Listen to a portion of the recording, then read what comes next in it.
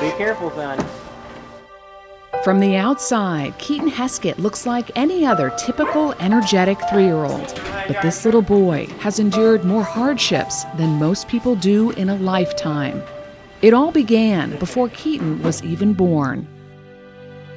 Well, I had a fetal echo done about 5 months pregnant, and the doctors told me that they could tell from the echo that he would be born with the heart condition called tetralogy of flow with pulmonary atresia. He had a large hole between his left and right ventricle, and the pulmonary atresia means that the veins that go from his heart to his lungs are very, very small, and it's hard to get blood flow through those little bitty lung arteries. I was really hopeful that we would have a perfectly normal child, and to have that kind of taken away was very devastating.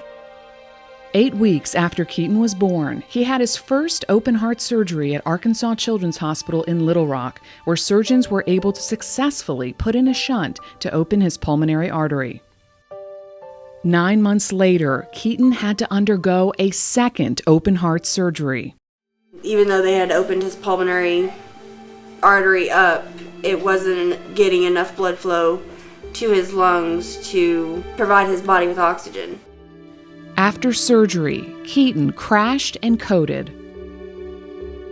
There was probably 30 people in the room with him, working on him. The sirens going off. As a mother, it's terrifying. Keeten was rushed back into surgery for an emergency bypass. Over the next year and a half, Keeten was in and out of the hospital. In December of 2012, his heart was in failure. Keeten needed a heart transplant.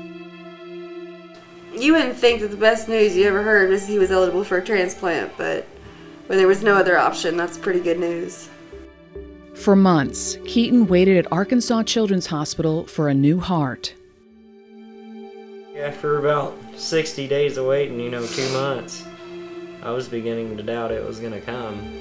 We waited for 99 days before we got the call saying that he had a heart. On April 6, 2013, Keeten was wheeled back to the operating room to receive his new heart.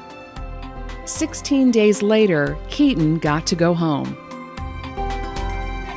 He loves to be outside. He's a happy, healthy 3-year-old. Keeps us on our toes.